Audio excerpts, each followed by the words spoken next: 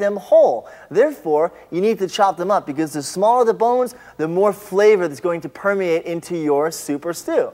The grip on the heavy, dense cleaver is the baseball bat grip, where you basically just grab the handle, therefore keeping your fingers and your thumb away from the blade because you have all that tremendous force. You have to make sure you keep your hand out of the way. First of all, I want to tell you, you take your cutting board and you flip it over, especially if it's a wood board, because each wood board has a beautiful galvanized surface on one side meant for cutting and julienning and mincing, perfectly flat surface, and the other side is not refined. So therefore, when you're going to put big hack marks or dents into your board, you want to make sure you designate that bottom side, so turn that board over.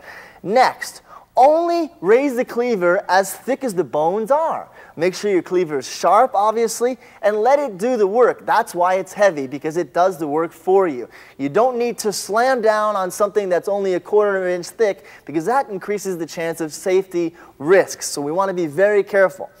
Also, make sure you keep your stabilizing hand that you're pressing down the meat or fish on at least 8 inches away from the cleaver that's coming down in its motion. That will ensure safety. So remember, only bring the cleaver up as high as you need to cut through the thickness of the bones, and make sure that you keep your other hand completely out of the way. Let's begin.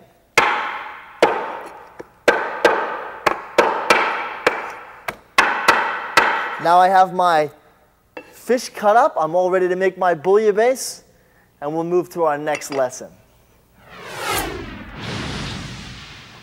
A sharpening steel is your final element in your knife set. First of all, let's talk about how we hold our knife when sharpening. We first, again, hold our 3 fingers underneath the handle, our thumb basically parallel to the blade with a slight downward angle, and our index finger on top for control and balance. My grip on the steel is as follows. This would be a normal baseball bat grip, as I call it. What I do is I bring my thumb around to where my other 4 fingers are. This is also known as a hook or false grip. Now there's an oval base that all steels have. What I want you to do is make sure that the long part of this base is facing towards your body. So in case I do miss, it goes into the steel base instead of obviously into my hand. These 2 safety precautions will ensure that you won't get cut. Now, my arm is bent away from my body. My steel is almost perpendicular with a slight angle. What I'm going to do is I'm going to utilize the motion of my wrist and not my shoulder. My shoulder stays fixed. I'm going to sharpen the knife from the heel to its tip, trying only to use the top half of the steel. Now, you alternate strokes on each side of the sharpening steel, utilizing an approximate 20-degree angle with the knife. If you do it correctly, you will not hear a clanging or a banging sound. It will be the nice gliding sound of an ice skate. So first start slow, obviously, all in the wrist, 20 degrees on each side. And then once you gain confidence, then obviously you can speed it up. But notice, I'm only using the top of the steel. I'm not even coming near the bottom of the steel. And that will ensure that you never get caught. And you really only need about 6 or 7 strokes. Let the knife blade do the work, not the power of your shoulder or your wrist. Those techniques combined will ensure that you have a safe and effective skill. Another variation for those who might be a little timid with that approach would be to have the actual point of the steel pointed into the board, and then you utilize a downward motion using your wrist at, again, another 20-degree angle, just like that.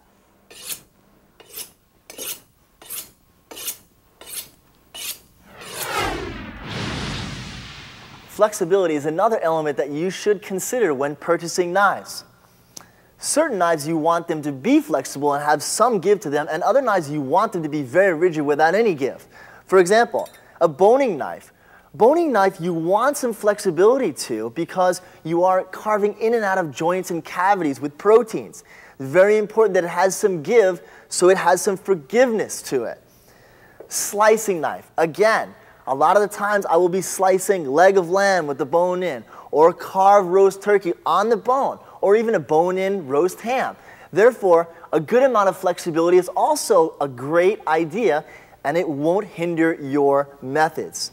Now, on the other hand, choosing a chef's knife, you want a rigid characteristic because you are cutting tough and firm products like onions and potatoes. Therefore, you don't want any give to the play at all. And the more rigidity we have, the better.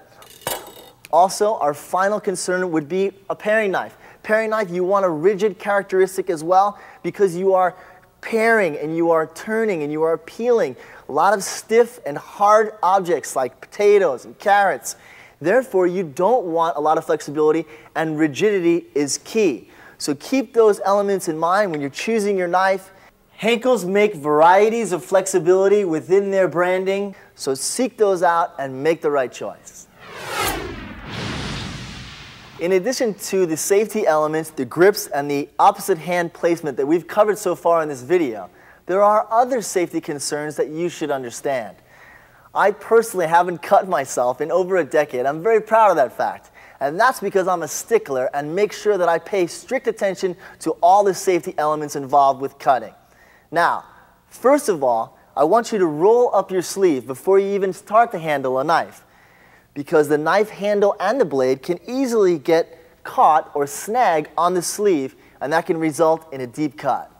Next is never to grab a knife without looking at it first, because you never know which direction the blade is facing.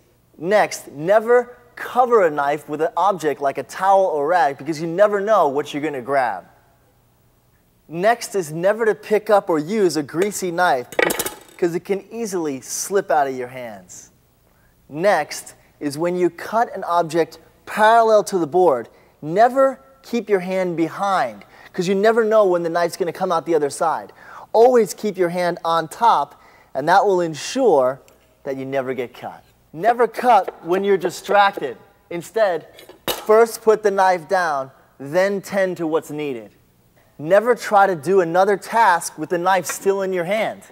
Never clean the knife with the blade facing your hand. Instead, turn the knife over and stroke it on the top and the bottom with your fingers.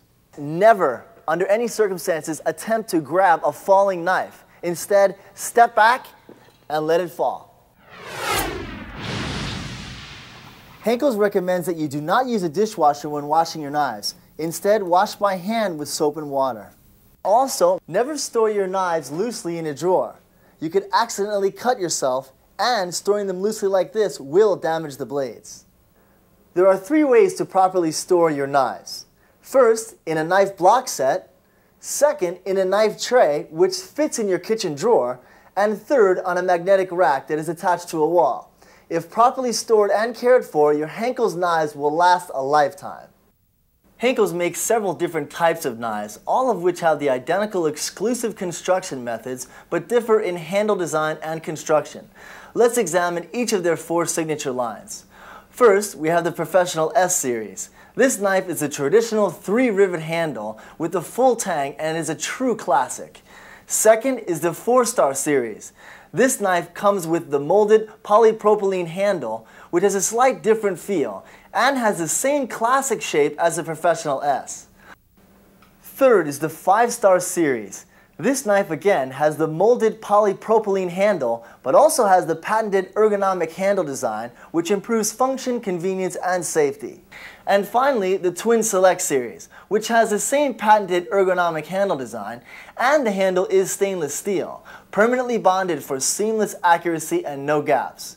Before purchasing your set of knives, I advise that you sort of test drive the feel of each of the different Henckels series knives. Each one has a distinctive feel, so be sure to choose a knife that feels most comfortable in your hand. The most used tool in the kitchen requires a personal touch. J.A. Henckels knives represent the finest in cutlery craftsmanship. When you purchase a set of Henckels, you are investing in a lifetime of cutting enjoyment and cooking pleasure. I hope you learned something valuable about each and every one of these knives today, as it was certainly my pleasure to teach you about them.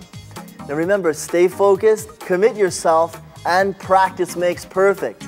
I'm Jim Schiebler. Take care and good luck.